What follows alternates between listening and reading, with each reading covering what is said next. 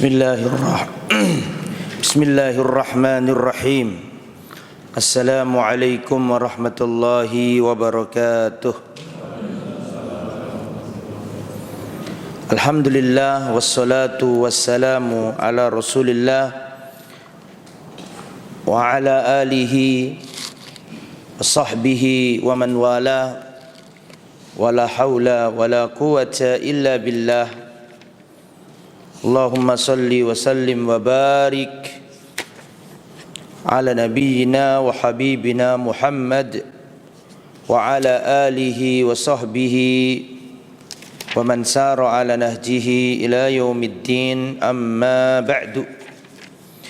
Para hadirin rahimani wa rahimakumullah, alhamdulillah atas taufik Allah kita diberi kemudahan untuk bermuwajahah dalam rangka bermajelis ilmu membahas kitab Al-Aqidah At-Tahawiyah karya Al-Imam Abu Ja'far At-Tahawi rahimahullah, dan di antara pensyarahnya adalah Al-Imam Ibnu Abil Izz Al-Hanafi Ad-Dimashqi rahimahumullah.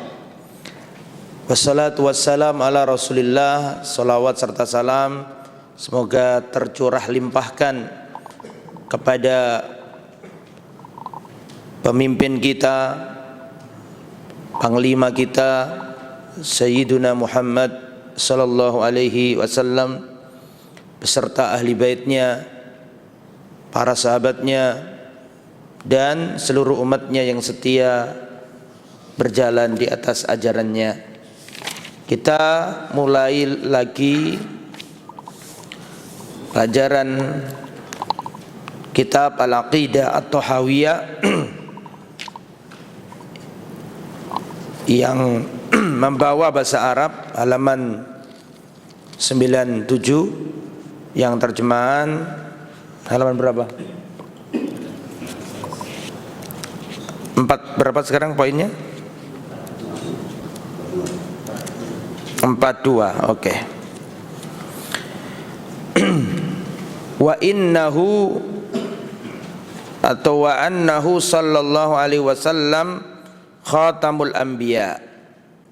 Rasulullah adalah penutup para nabi. Wa imamul atqiya, pemimpin orang-orang yang bertakwa, imam orang yang bertakwa. Wa sayyidul mursalin, penghulu para rasul, pemimpinnya para rasul. Wa habibur rabbil alamin, dan kekasih Rabb semesta alam. 42 ya. Nah, kita mulai. Wa annahu khatamul anbiya, Rasulullah adalah penutup para rasul. Dalilnya mana? Jadi kitab yang sampean pegang itu matan nih, tidak ada dalilnya, tidak ada penjelasannya. Tugasnya ulama berikutnya yang mendalili dan mensyarahnya, makanya disarah. Dalilnya mana bahwa Rasul itu penutup para nabi? Sampean tulis dalilnya surat Al-Ahzab ayat 40. Qala ta'ala walakin Rasulullah wa khataman nabiyyin, akan tetapi Rasulullah, akan tetapi Nabi Muhammad adalah Rasulnya Allah, wa khataman nabiyyin, dan penutup para Rasul. Itu dari Al-Qur'annya, surat Al-Ahzab ayat 40. Adapun dari hadisnya saya bacakan dan sampean simak baik-baik. Qala Rasulullah sallallahu alaihi wasallam, Rasulullah bersabda, "Mathali wa mathalul anbiya'i kamathali qasrin uhsina bina'uhu." Perumpamaanku dengan perumpamaan nabi-nabi sebelumku itu seperti istana yang bagus bangunannya. Wa turika minhu maudhi'a labina, tapi ada satu batu bata itu apa namanya? Lowong, belum dipasang. Kata Nabi, perumpamaanku dengan nabi-nabi sebelumku seperti istana bagus indah, tapi ada satu bata yang belum terpasang. Fatafa bihin nadharu yata'ajjabuna min husni bina'ihi, maka orang-orang itu mengelilingi dan terkagum-kagum dengan keindahan apa tadi? Keindahan apa? Istana yang megah tadi. Illa maudhi' tilkal labina, kecuali satu batu bata yang belum lengkap tadi. Istana bagus, indah, tapi ada yang kosong, belum lengkap. Ya, satu batu bata itu.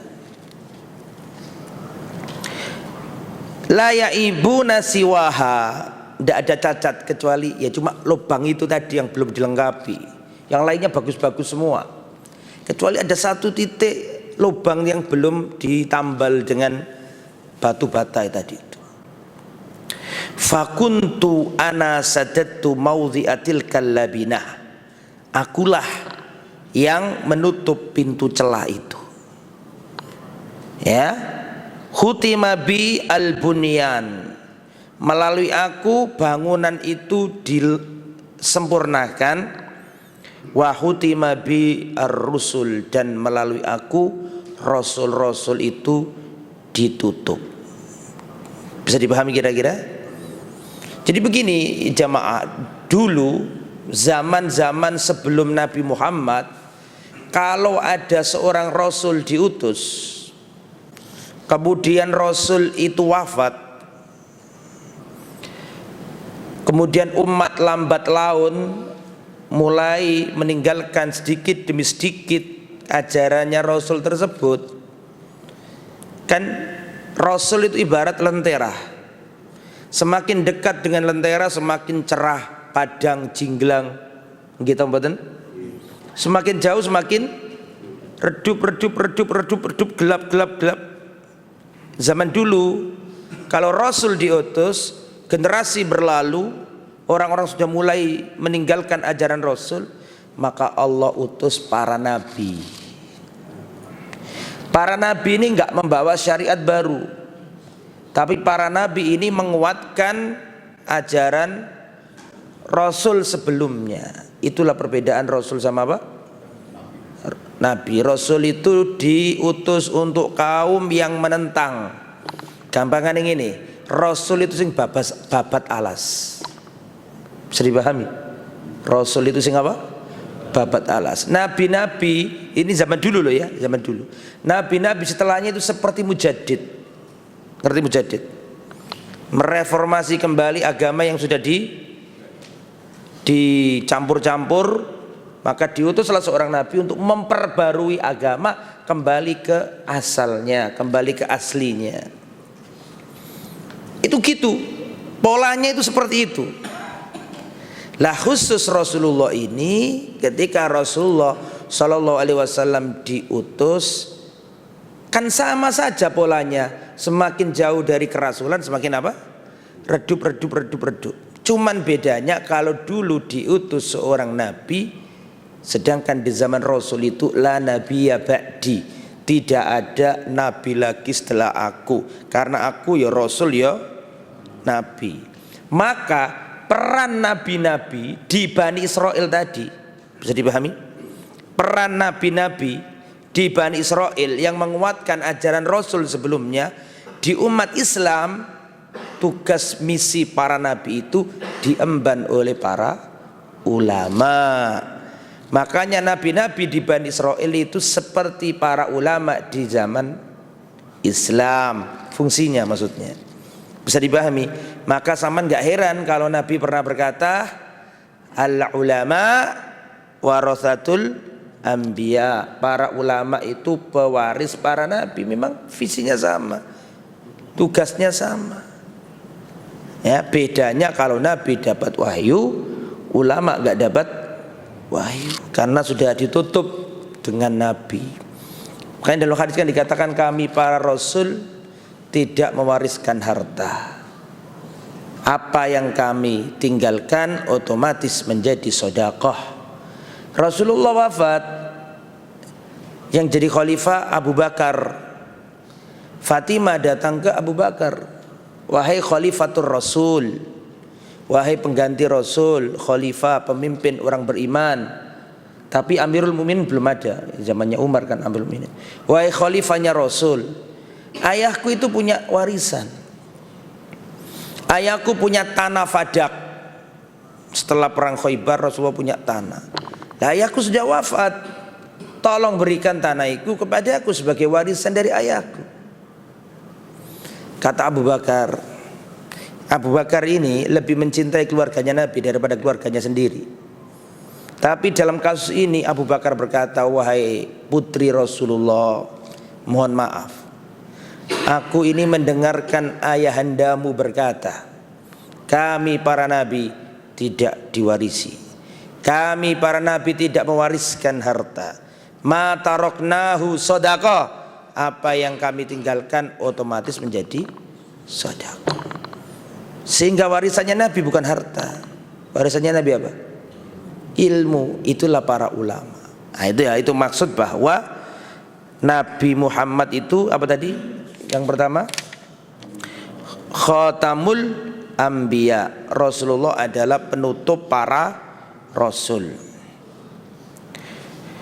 Kemudian Nabi pernah berkata, ini yang saya baca ini syarahnya Al-Imam Ibnu Abil Izz, termasuk syarah Aqidah Thahawiyah yang terkenal, yang legendaris. Ya, kitab ini. Beliau juga mengatakan,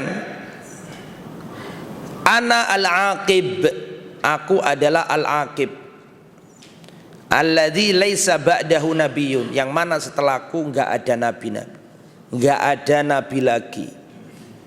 Ini dalil-dalil yang menunjukkan bahwa tidak ada rasul setelah Nabi Muhammad SAW. Makanya kalau ada orang mengaku ada rasul atau mengaku menjadi rasul, fahuwa dajjalun kadzdzab, maka dia adalah dajjal, pendusta. Ya, tidak perlu banyak omong, tidak perlu banyak dalil. Kalau ada orang mengaku sebagai rasul, fahuwa kadzdzab, maka dia adalah seorang pendusta. Bismillah.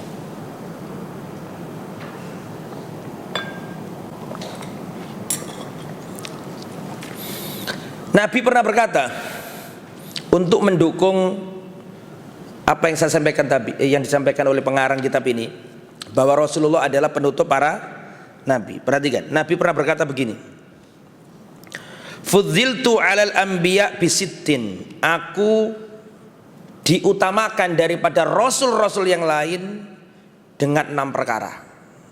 6 perkara ini diberikan kepadaku, tidak diberikan kepada rasul-rasul selain aku. Ini hanya kekhususan miliknya Nabi. Yang pertama, u'titu jawami al-kalim. Aku diberi oleh Allah jawamiul kalim. Apa jawamiul kalim itu? Jawamiul kalim itu ucapan yang singkat, padat, mengandung makna dalam. Artinya Rasulullah itu dikaruniai Allah bisa menjelaskan perkara yang luas dengan makna yang simpel. Paham nggih? Karena kadang-kadang ono wong ngomong ngalur ngidul sing dijelas, sing diomongno gak jelas.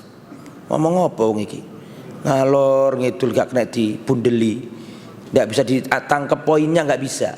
Nah, Nabi itu dikaruniai Allah ngomongin titik tapi wong itu gampang paham gitu. Rasulullah dikasih Allah seperti itu, jawamil kalim. Ngomongin titik tapi wong itu paham dan mengandung makna yang panjang lebar, nggak perlu beliau ngomong panjang lebar, ngomongin didik tapi wong paham makna itu dalam dan luas. Itu satu. Ini Rasul yang lain nggak dikasih.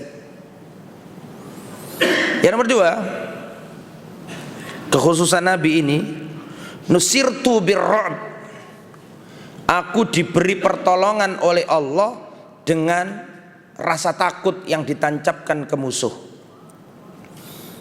Jadi dulu itu Rasulullah kalau perang itu musuh belum datang, belum ketemu musuh, itu musuhnya sudah takut. Dan itu jelas kalau panjenengan pernah membaca sirah Nabawi, seperti ketika Nabi niat umrah terus terjadi sulhul Hudaybiyah, masih ingat enggak? Halo? Ya dawa nek diceritakno iku.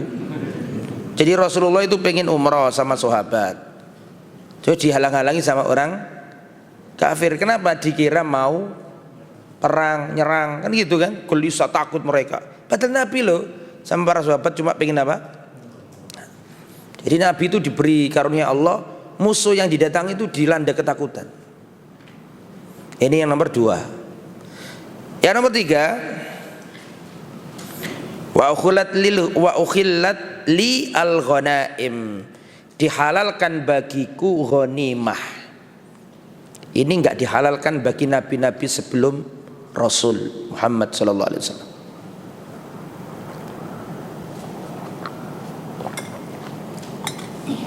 Jadi Rasulullah itu Pak diberi kekhususan 5. 1 Jawamiul Kalim. Kok 5 berapa tadi? 6. Jawamiul Kalim nomor 1. Nomor 2, ditolong Allah dengan memberikan rasa takut kepada musuh. Musuh kalau datangi Nabi takut duluan. Nomor 3, dihalalkan bagi Nabi apa tadi? Ghanimah. Ustadz, kalau nabi-nabi sebelum Nabi Muhammad apakah dihalalkan ghanimah? Enggak. Nah terus piye Ustadz? Perhatikan saya.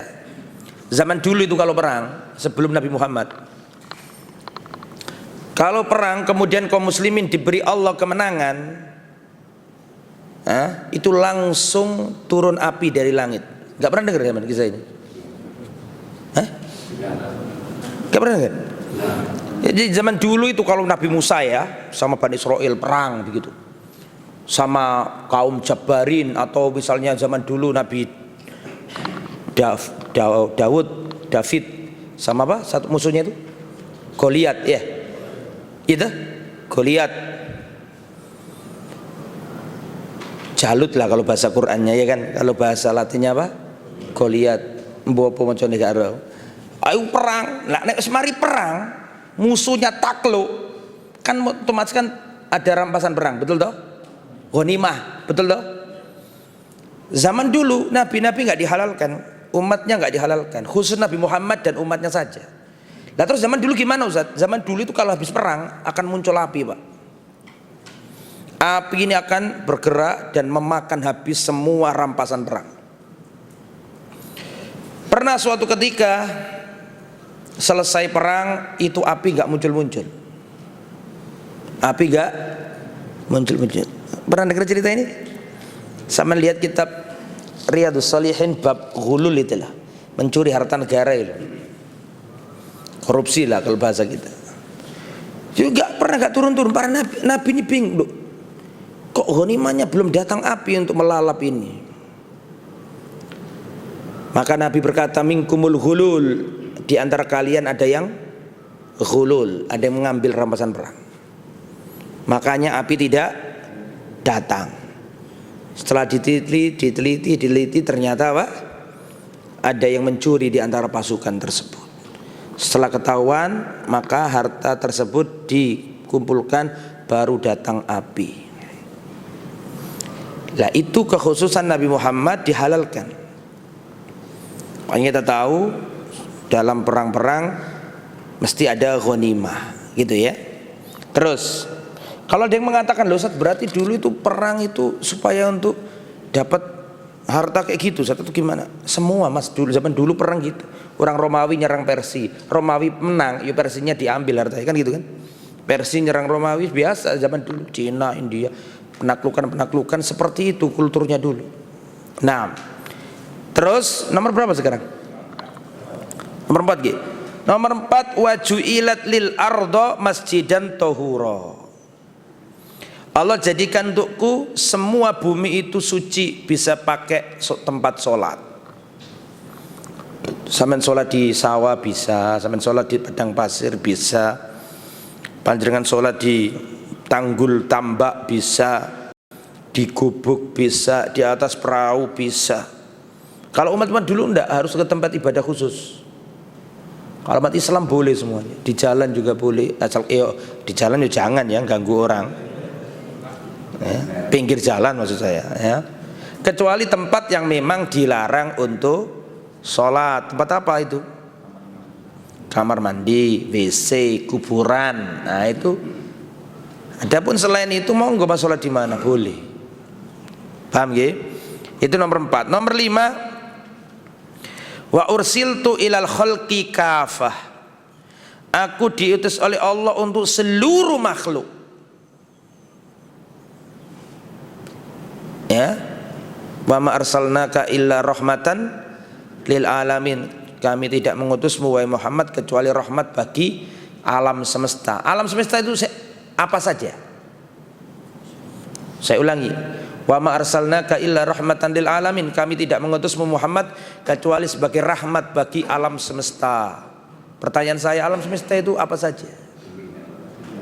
Dalam dunia dan seisinya. Berarti planet-planet yang lain, surga neraka bukan alam semesta. Nah, berarti bukan dunia dan seisinya. Langit belum disebut. Apa?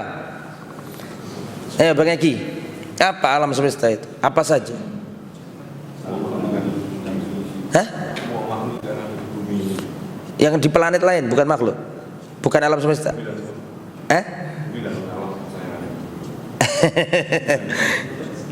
Ada yang tahu definisi alam semesta itu apa? Selain Allah. Simple, ditulis biar gak lali lagi. Alam semesta itu apa saja selain Allah. Itu jawaban yang paling tepat. Nek sampean sebutno gak mari-mari, gunung, hewan, sungai, langit, planet Mars, planet Jupiter, panjang, surga, neraka, apalagi langit, bumi, 7 lapis, kelamaan. Langsung aja, alam semesta adalah selain Allah. Selain Allah namanya dan sifat-sifatnya, itu makhluk semuanya, alam semesta. Nah, Rasul itu diutus untuk rahmatan lil alamin. Ya untuk bangsa jin, bangsa lelembut, ya untuk manusia, bahkan hewan pun mendapatkan rahmatnya. Betul apa tidak? Rasulullah itu pernah Pak dalam safar lihat burung muter kayak ada apa ini burung ini kok? Seakan-akan burung itu ngasih tahu Nabi tentang kegalauan dan musibah yang menimpanya. Maka Nabi paham, paham. Siapakah di antara kalian yang mengambil telurnya? Atau mengambil anaknya? Saya ya Rasulullah. Kembalikan. Suruh kembalikan. Padahal aku biyen waktu cilik senengane ngelek usoi manuk.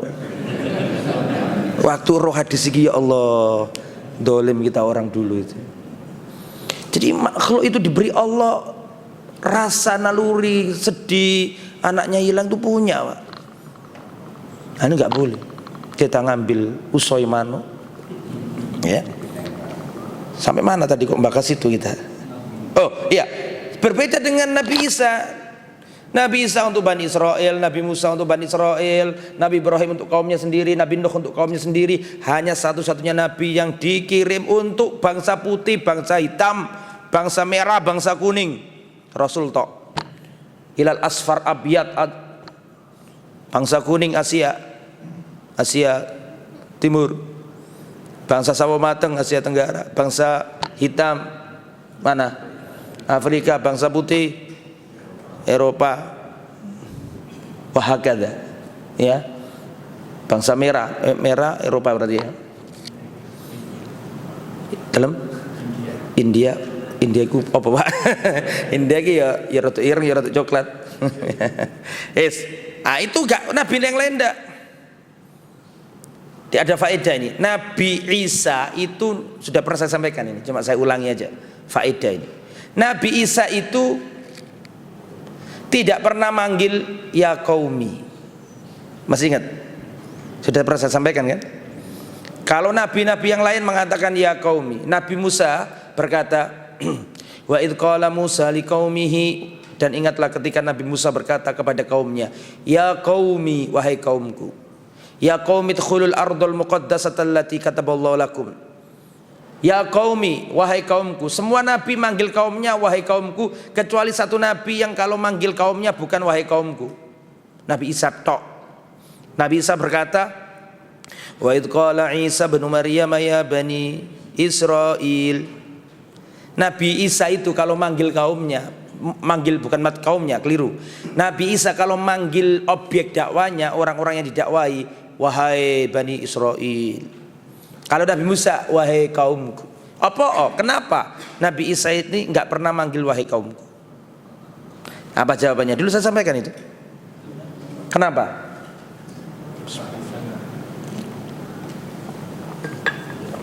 Kenapa, Pak?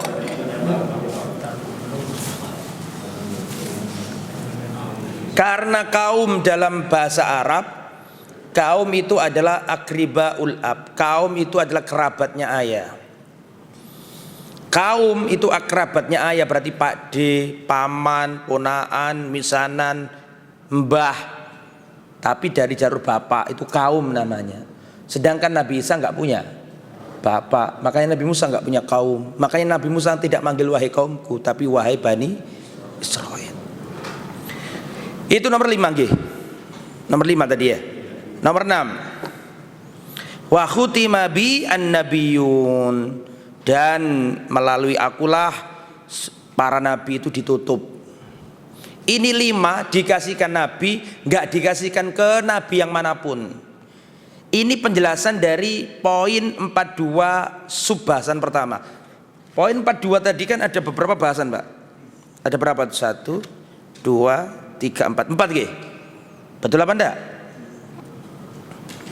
Saya baru menjelaskan sub yang pertama. Apa tadi? Wa annahu khatamul anbiya, beliau adalah penutup para nabi. Itu tadi penjelasannya dari A sampai Z tadi, itu baru menjelaskan itu saya. Nah sekarang kita pindah ke pembahasan yang kedua. Wa imamul atqiya, Rasulullah adalah pemimpin apa? Orang yang bertakwa. Takwa ini tingkatan yang paling tinggi, Pak. Lebih tinggi daripada iman. Saya mau tanya, tolong dijawab. Iman sama takwa tinggi mana? Jangan ragu-ragu.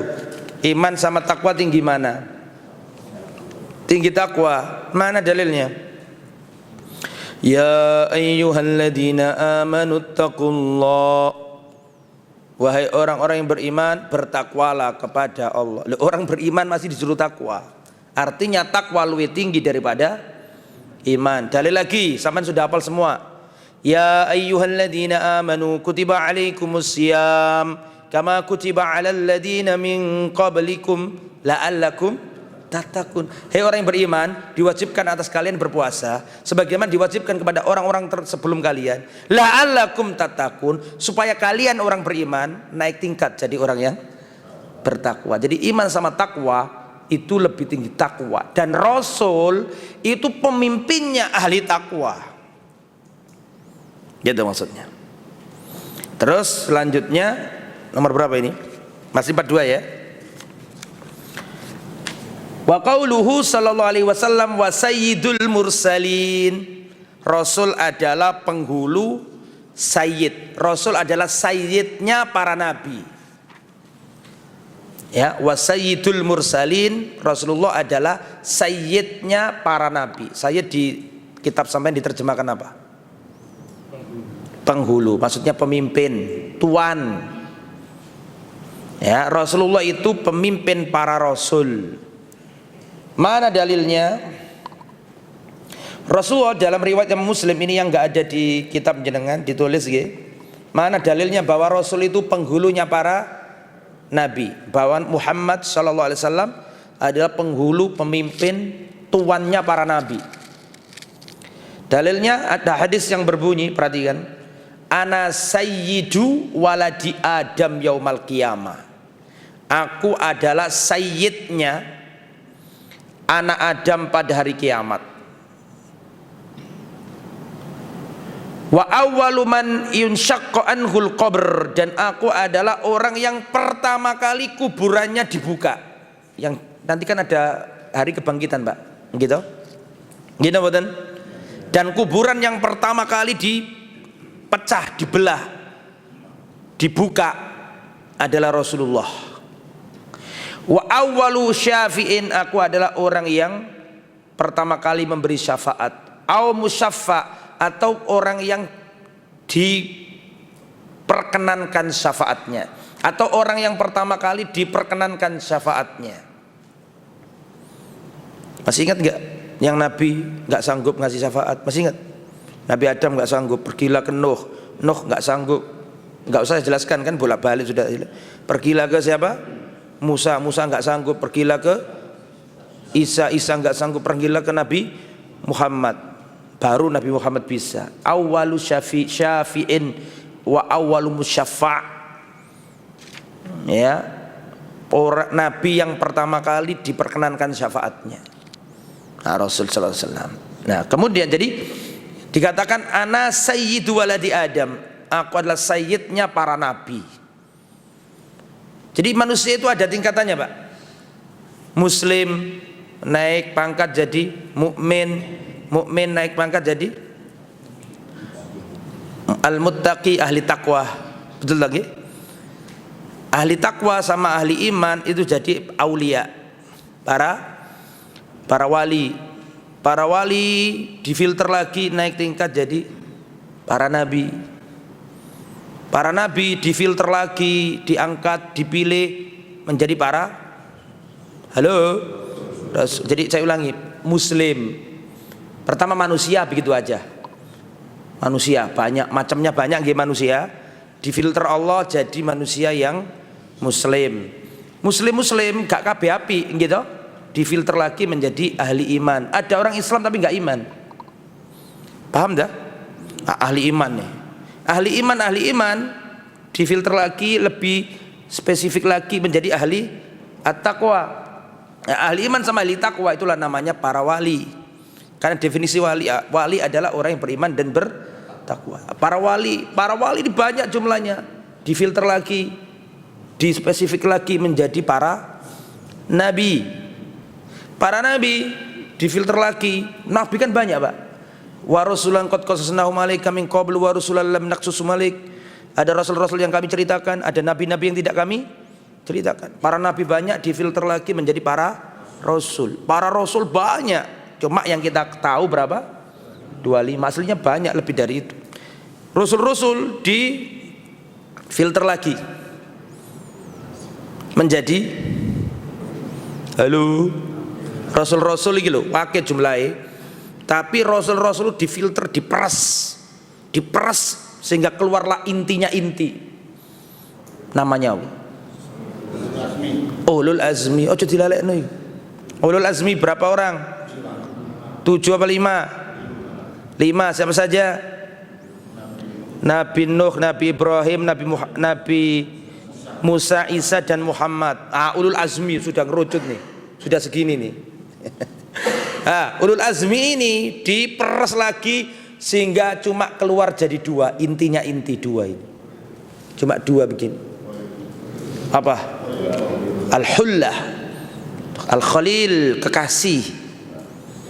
Cuma 2 tok. Sinten niku? Nabi Ibrahim dan Nabi Ismail. Cuma 2 ini. Betul. Dan Nabi Ibrahim itu wajahnya mirip Rasul. Atau Rasulullah itu wajahnya mirip Nabi Muhammad ketika Isra dan Mi'raj dilihatkan Nabi Isa. Ya, Nabi Isa itu mirip sahabat Nabi. Ada sahabat Nabi yang mirip Nabi Isa. Siapa Nabi yang mirip Nabi Isa?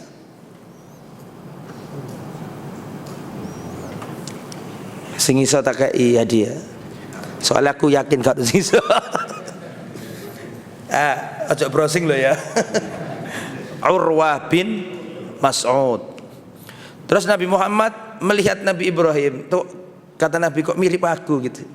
Adapun Nabi Ibrahim mirip Nabi kalian. Wajahnya mirip Nabi Ibrahim. Nabi Ibrahim wajahnya mirip Rasulullah. Lah ini dua orang tok ini. Ini level sebelum puncak, namanya khullah, kekasih. Lebih tinggi dari Habib. Makanya sampean jangan manggil Rasulullah itu ya Habibullah. Nabi itu bukan Habib, lebih dari Habib. Khullah, Khalil, kekasih. Dua orang, dua ini dijadikan satu yang paling tinggi, core of the core. Intinya inti satu tok.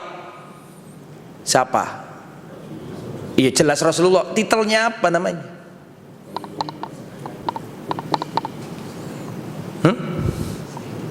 Salam. Sayyidul Mursalin itu iya, ini terjemahan dari Sayyidul Mursalin ini. Apa tingkatan apa itu?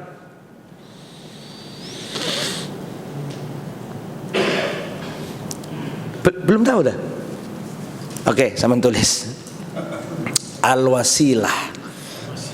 Al-wasilah maqamam mahmudah, yaitu rahasia nih sampai nek mari adzan. Kalau setelah adzan kan disuruh doa itu. Kata Nabi, barang siapa setelah adzan baca doa ini dapat syafaatku pada hari kiamat. Pernah dengar enggak di situ?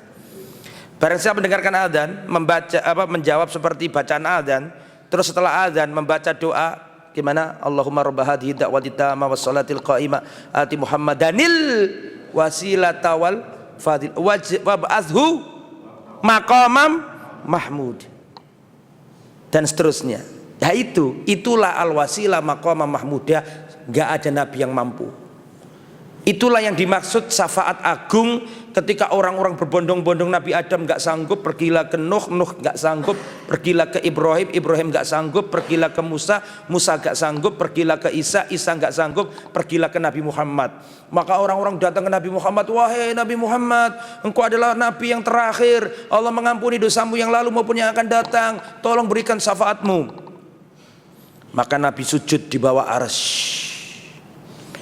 Nabi sujud di bawah arsy. Terus Allah berfirman, ya Muhammad irfa' ra'saka, hei Muhammad angkat kepalamu. Maka Nabi mengangkat kepalanya. Maka Allah berfirman kepada Nabi Muhammad, ya Muhammad sal tu'ta, hei Muhammad mintalah, aku penuhi permintaan. Isfa' tusyaffa', berikan syafaatmu, berikan syafaatmu, aku perkenankan syafaatmu. Baru setelah itu Nabi berkata, ya Rabbi ummati ummati. Saking sayangnya Nabi ini, sampai permintaan yang paling tinggi itu bukan untuk dirinya. Untuk siapa? Umatnya. Nabi mengatakan kullu likulli nabiyyin da'watun mustajabah. Setiap nabi punya doa pamungkas yang pasti dikabulkan Allah. Semua nabi dari Adam sampai Muhammad shalawatullah alaihim ajmain, semuanya itu setiap per nabi dikasih doa pamungkas masing-masing. Nabi Adam dikasih doa pamungkas, Nabi Ibrahim, Nabi Nuh, semua dikasih sampai Nabi Muhammad. Fata'ajjala kullu nabiyyin da'watahu, seluruh para nabi sudah menggunakan doa pamungkasnya. Doa yang pasti dikabulkan. Inni ikhtaba'tu da'wati syafa'atan li ummati yaumal qiyamah. Adapun aku simpan rapi doa terbaikku ini untuk ngasih syafaat bagi umatku pada hari kiamat. Lho sampean kalau disakno nabi.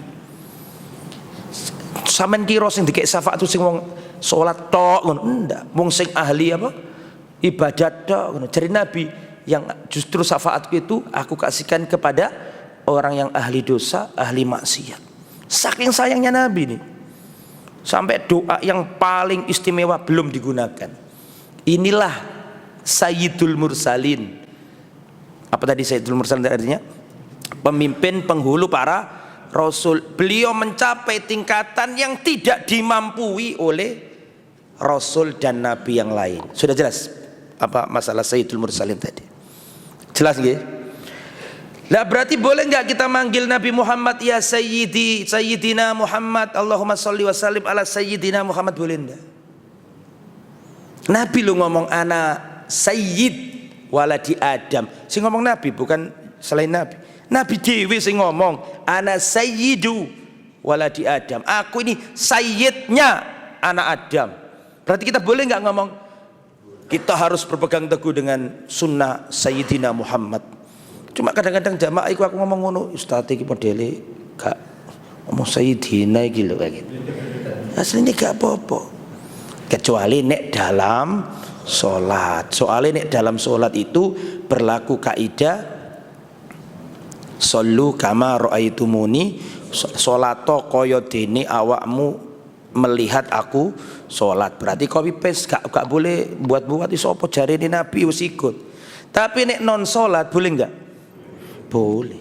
Lah kayak gini kan akhirnya kan punya wawasan baru. Ternyata enggak mesti wong ngomong Sayyidina itu tidak boleh, ada yang boleh. Cuma nek sholat nurut ojo diganti-ganti kan gitu nggih. Tapi di luar sholat boleh. Nabi sendiri yang ngomong ana sayyid waladi Adam. Aku ini sayyidnya anak Adam. Nabi Muhammad pernah Sa'ad bin Mu'adz ini kan pemimpinnya orang Ansor. Waktu perang apa itu? Bani Quraidah ini nggak mau dihukumi hukumnya Nabi, minta dihukumi Sa'ad bin Mu'adz dengan asumsi paling nanti dapat kortingan hukuman kan gitu kan, karena keringanan, karena Sa'ad bin Mu'adz ini sekutu lamanya Yahudi sebelum masuk Islam, paham nggak? Maka Sa'ad bin Ubadah ini sakit pak, didatangkan ditandu.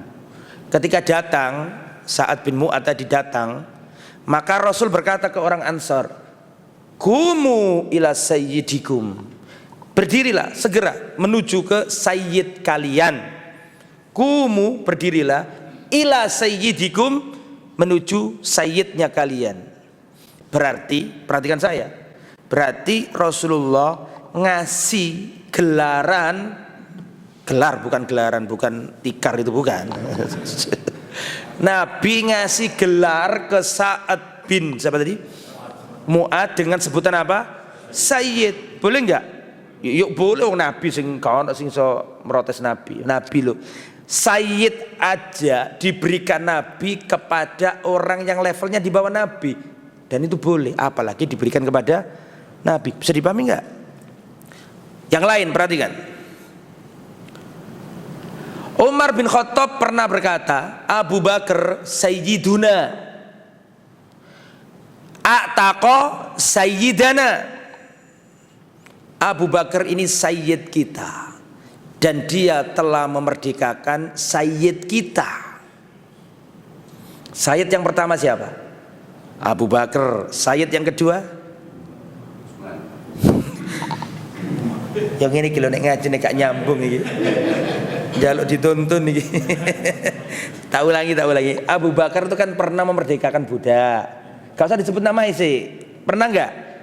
Oke. Umar mengatakan Abu Bakar ini sayyid kita. Yang mana Abu Bakar ini telah memerdekakan sayyid kita. Siapa? Bilal. Kok ragu-ragu sampai nih? Bilal itu sayyid. Kenapa kok sayyid? Pemimpin pak, ngadzan. Dihormati ya, siapa namanya? Bilal. Jadi Bilal itu dipanggil oleh Umar sayyid. Berarti saking hormatnya siapa? Umar kepada Bilal, karena Rasulullah memuliakan Bilal. Maka Umar pun memuliakan Bilal. Makanya Umar ngasih gelar apa? Sayyid. Abu Bakar ini sayyid kita, dan dia telah memerdekakan sayyid kita. Sayyid kita yang kedua siapa berarti? Bilal gitu loh. Maksud saya, Bilal saja disebut sayyid oleh siapa? Umar. Apalagi kalau sayyid kita berikan kepada Rasul, boleh enggak? Ya tentu lebih utama. Cuma ojo ketika sholat. Sholat silat kan bacaannya gak usah diutak-atik. Bisa dipaham ya? Harus nurut Nabi. Ini kembali ke materi. Nabi juga pernah berkata, ana sayyidu waladi Adam wala fakhr. Aku adalah sayyidnya anak Adam wala fakhr. Bukan karena sombong, bukan karena bangga. Ya memang kenyataannya seperti itu. Ya, jadi itu maksud dari apa tadi? Wasayyidil mursalin. Sudah saya jelaskan. Kemudian sekarang apa sekarang ini? Wahabibu Rabbil alamin. Nggih, betul dah? Diartikan apa di sampean? Wahabibu Rabbil alamin. Apa? Kekasih Rabb semesta alam. Kata Habib Habib Rabbil Alamin, Habib orang yang dikasihi. Rabb Allah, Tuhan itu, Al-Alamin Tuhan semesta, alam semesta. Perhatikan saya jamaah, lafadz Habib untuk Rasul kurang tepat. Karena Habib ada tingkatan lebih tinggi dari Habib, yaitu ini saya baca dulu ya syarahnya. Wa tsabata lahu a'la maratibil mahabbah. Telah tetap bagi Rasulullah tingkatan cinta yang paling tinggi, yaitu al-khullah. Khullah itu di atas hub. Sama ngerti bahasa Arab hub? Apa artinya hub? Love, cinta. Hub, mahabbah, mahabbah. Pernah dengar kan? Mahabbah, khauf, mahabbah, roja, itu lah hub. Lah Rasulullah itu di atasnya Habib. Habib orang yang dicinta. Lebih tinggi dari Habib yaitu Khalil. Maka tadi kan saya katakan ke panjenengan tadi kan, bisa dipahami nggih?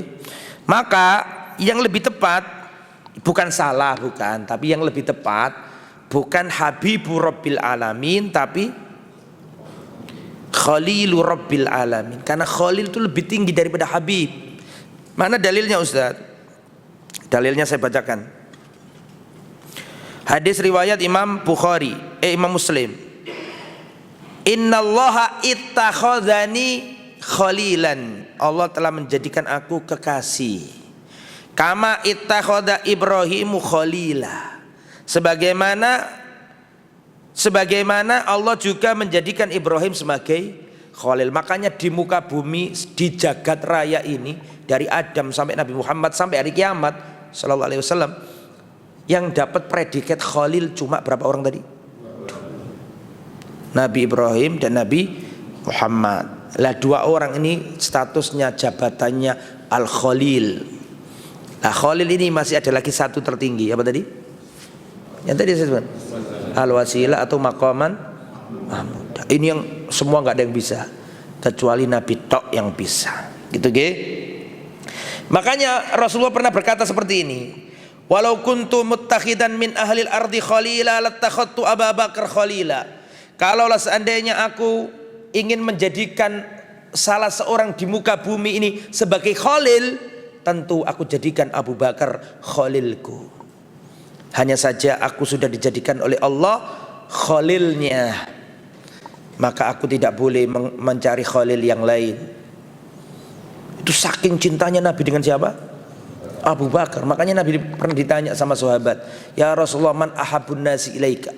Ya Rasul, siapa manusia yang paling kau cintai? Abu Bakar. Kalau seandainya Abu Bakar itu gak punya keutamaan kecuali satu tok ini, selesai urusannya. Betul apa enggak? Itu belum yang lain. Abu Bakar fil jannah. Luar biasa Abu Bakar ini. Berapa menit ini sudah? Cuma satu poin ya. Ya, ditambah lagi poin 43. Nggih, poin 43 nggih. Sampai jam berapa Pak?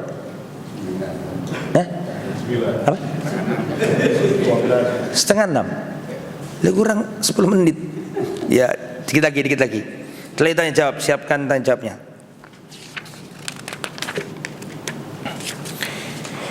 Wa kullu da'wan nubuwah ba'dahu faghayyun wa hawa.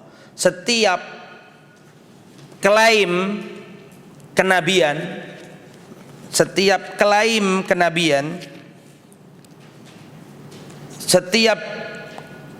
kenabian setelah Rasulullah ghayyun, kesesatan, wa hawa nafsu. Jadi ono zaman saiki setelah Rasulullah kok ono wong ngaku nabi pasti sesat. Terus gak usah mikir dawa, sesat, kafir. Orang ngaku nabi kafir, murtad dari Islam. Karena konsekuensi dari menjadikan dirinya nabi atau menganggap orang lain jadi nabi setelah nabi, mengingkari banyak ayat. Betul toh? Mengingkari hadis. Ya. Lah, Rasulullah sallallahu alaihi wasallam pernah bersabda, perhatikan saya bacakan, innahu sayakunu fi ummati 30 kadzabun, akan ada di antara umatku 30 orang kadzabun, pendusta. Kulluhum yaz'um annahu nabi, setiap dari 30 orang itu mengklaim dirinya adalah seorang rasul. Rasulullah belum wafat sudah ada Pak orang ngaku nabi, Pak. Nabi Muhammad belum wafat. Ada Al-Ansi, ada yang paling terkenal siapa? Musailama al-Kadzab. Di zaman pemerintahan Abu Bakar ditumpas. Khalid bin Walid jadi panglimanya, ditumpas Musailama al-Kadzab. Ada lagi Al-Ansi. Al-Ansi itu di Yaman, Pak. Al-Ansi ini punya pasukan dan dia memang punya jin ya. Lah jinnya itu dianggap Jibril, terus dapat wangsit gitu loh, Pak. Nah, kalau kumat itu dapat wangsit dari jinnya itu kejang-kejang begitu. Tapi diri itu menganggap dirinya nabi. Lah bisa jadi loh, perhatikan saya, bisa jadi orang yang menganggap dirinya nabi itu nggak mesti karena niat hawa nafsu, bisa jadi karena kesesatan. Nek kalau hawa nafsu kan jelas niatnya berarti gelek duit. Bisa dipahami ya? Ada yang memang tersesat bukan karena hawa nafsu. Paham maksud saya? Karena ditipu oleh siapa? Jin. Iya. Ahli ibadah nggak gelem ngaji, Pak. Ibadah toh datangi jin. Akhirnya iso nambani wong loro. Lah iya wae kasusé. Dikasih mimpi. Terus habis gitu namanya orang bodoh nggak ngerti, dikira itu. Terus dikasih ketemu dalam mimpinya kamu adalah seorang nabi. Ya kan itu. Aku ada Jibril. Karena ada kasusnya sudah di Indonesia. Siapa namanya? Lia Aminuddin, ada Lia Eden, terus ada Musaddiq, ya kan? Tapi alhamdulillah ya Indonesia luar biasa, polisinya bisa menangkap Jibril dan Rasul.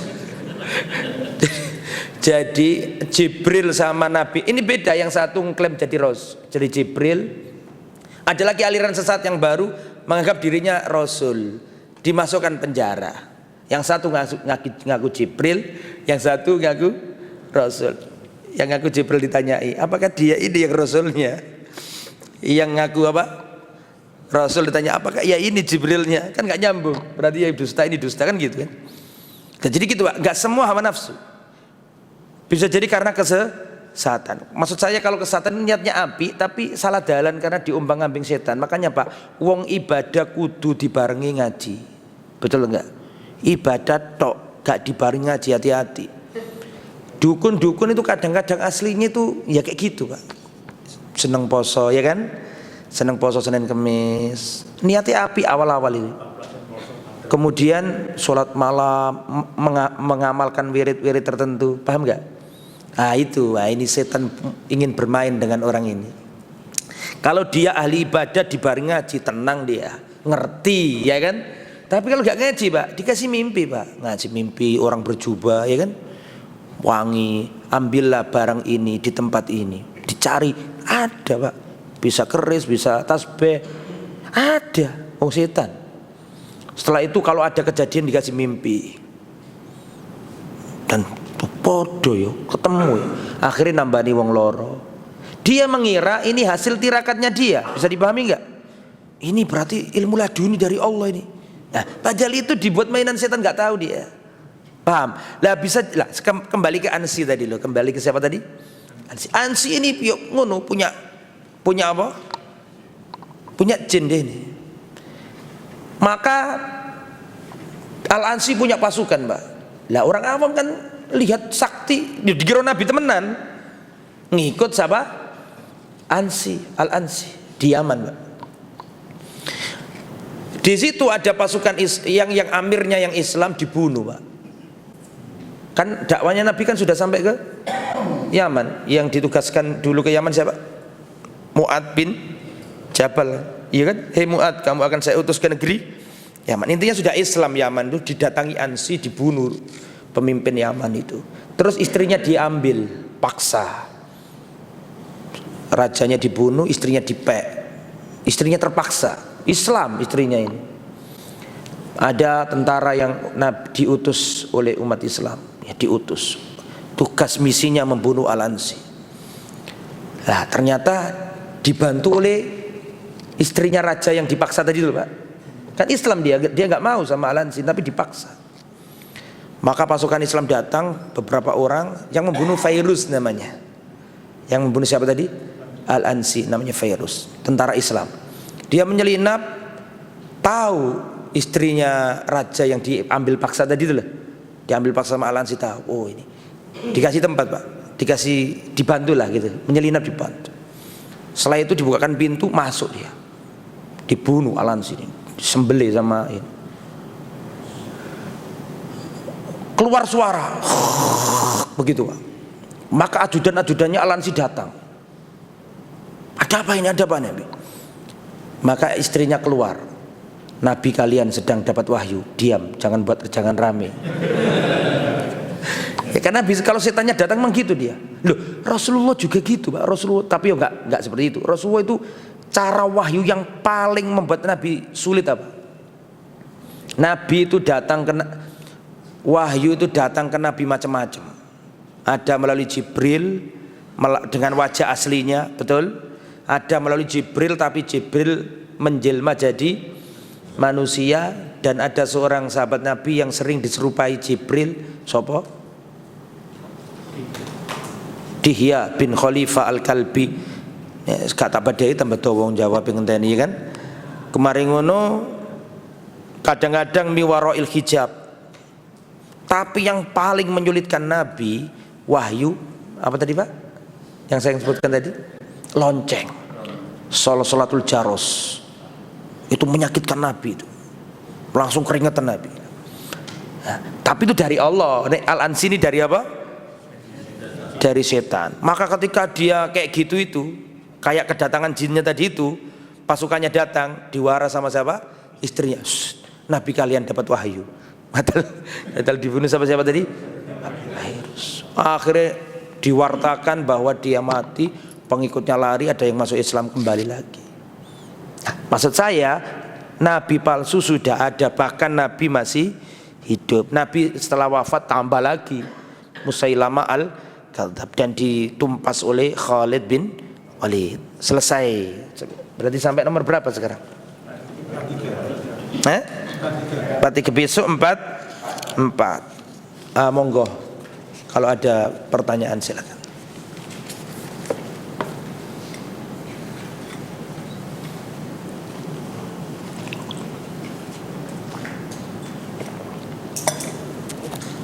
Monggo silakan, ada pertanyaan?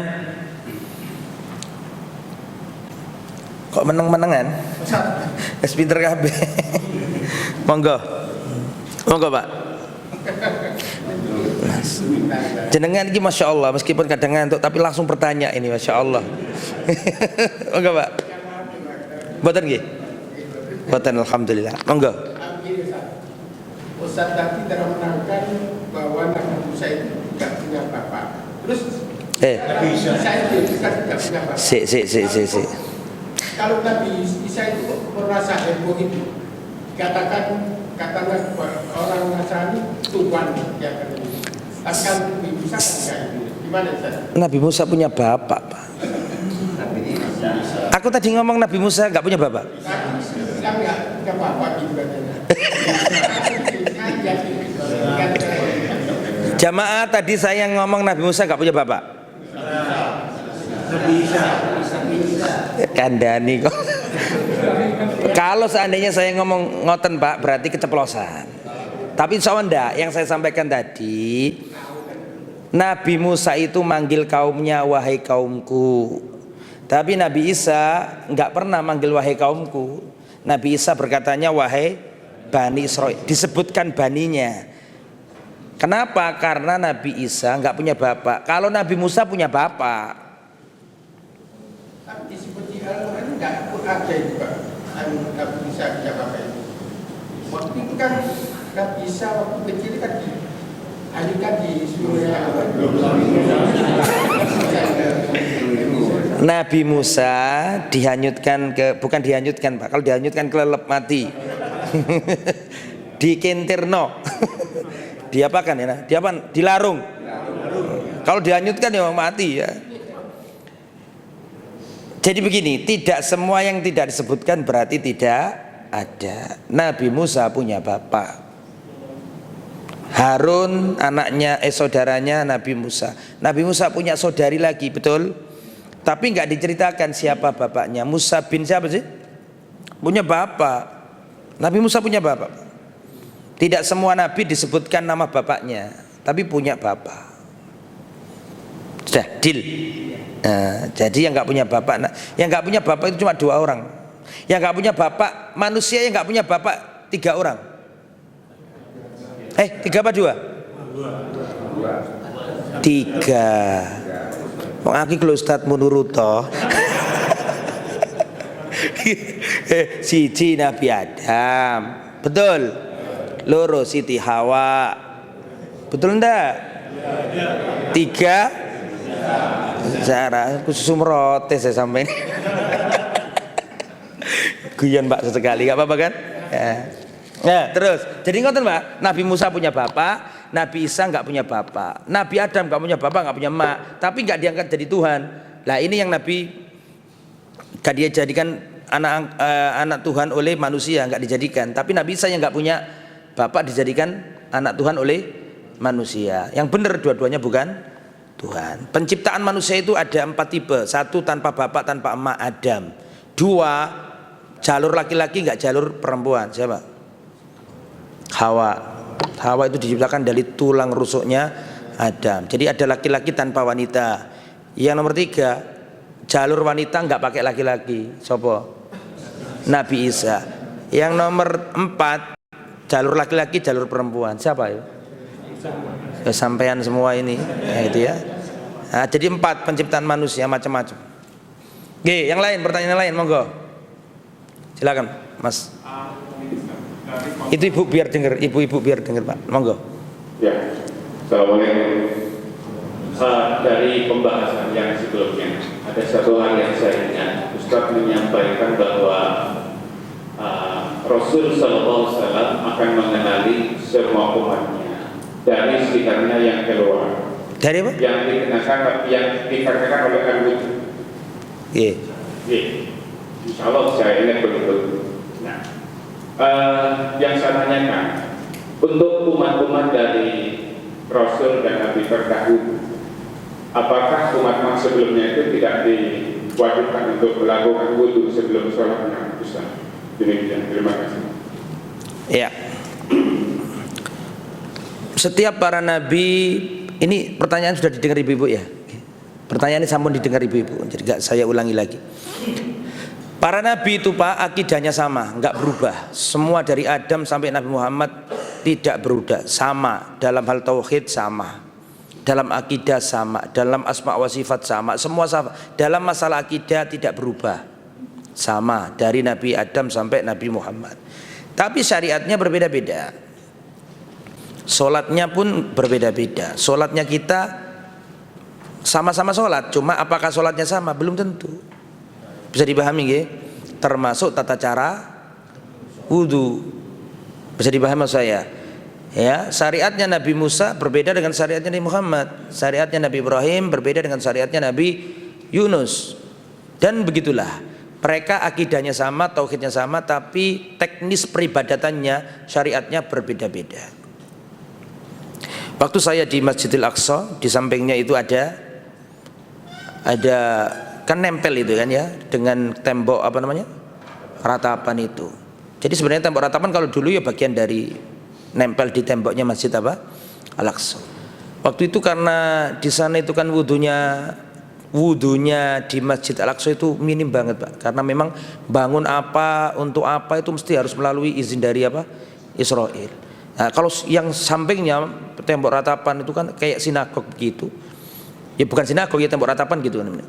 Itu ternyata mereka juga punya wudhu. Enggak, ini gara-gara pertanyaan tadi loh saya. Terus saya diajak guide-nya, sudah kita wudhu di tembok ratapan aja. Bersih mereka. Ternyata mereka pakai wudhu juga. Kalau Nasrani kan enggak ono toh.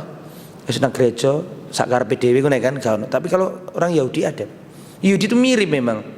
Jadi masuk ke tembok ratapan itu ada air-air, ada kerannya, mirip dalam artian punya syariat apa tadi, wudhu gitu loh. Cuman gak seperti Islam. Kalau Islam kan lengkap ya, mereka itu ada ya. Jadi begitu. Maksud saya, pertanyaannya panjenengan, apakah umat-umat terdahulu itu punya syariat wudhu? Wallahu alam. Ya bisa jadi. Tapi yang jelas apa? Gak mesti sama dengan syariat wudhunya kita. Bisa dipahami nggih? Terus diterangkan dalam hadis, nanti umatnya Nabi itu pada hari kiamat ada tengerane. apa tengerani itu ada tandanya adalah bekas air wudhu di wajahnya, kan gitu nggih. Saya terangkan dulu itu kan. Ustaz, bagaimana dengan umat lain? Bisa jadi umat lain juga nabi-nabi yang lain juga punya tanda-tanda, tapi nggak mesti tandanya sama, Pak. Nah, untuk tandanya apa, Ustaz? Ya kita nggak berani ngomong karena masalah gaib sebatas apa? Sebatas yang dikabarkan ke kita, sebatas ada dalilnya. Yang dikatakan nanti Nabi mengenali umatnya karena wajahnya bercahaya bekas air wudhu. Itu diterangkan. Bukan maknanya umat lain nggak punya tanda. Itu perlu dipahami loh ya. Bukan berarti maknanya umat yang lain nggak punya tanda. Bisa jadi punya tanda sehingga nabinya bisa mengenali. Cuman untuk menerangkan tandanya apa, Ustadz? Kita nggak boleh menerobos tanpa ada dalil gitu kan. Insya Allah ada, tapi yang kayak gimana? Wallahu a'lam. Yang gitu loh. Terus apakah nggak ada wudhu? Ya bisa jadi ada, tapi nggak mesti wudhunya sama dengan wudhunya kita. Gitu gitu. Nah, makanya tadi saya ceritakan sampai sekarang di kultur Yahudi itu ada wudhunya. Dan saya pernah masuk di situ, wudhu di situ karena kurang kalau di Aqsa itu sedikit, dan mungkin pada waktu itu pertimbangan kita mungkin antri dan apa saat kita, dan itu dibuka oleh umum, orang muslim pun boleh karena mereka itu memperlakukan itu sebagai tempat kayak wisata begitu loh Pak, boleh. Jadi meskipun itu tempat keagamaan mereka tapi kita bebas masuk, sehingga saya melihat wudhunya mereka kayak gimana. Yang jelas ada, tapi berbeda dengan apa? Wudhunya lebih simpel ya. Nggak pakai kaki, jadi kakinya nggak pakai dilepas sepatunya ya. Oh, jadi tangan sama muka. Nah, monggo ada pertanyaan lain. Sudah. Semoga bermanfaat. Mohon maaf atas segala kekurangan dan kekhilafan. Semoga panjenengan semuanya disehatkan Allah Subhanahu wa taala. Dijembarkan rezekinya, diluaskan hatinya, dibahagiakan rumah tangganya, dan yang paling penting diistiqomahkan agamanya. Kita tutup dengan bacaan kafaratul majlis. Subhanakallahumma wa bihamdika asyhadu an la ilaha illa anta astaghfiruka wa atubu ilaik. Assalamualaikum warahmatullahi wabarakatuh.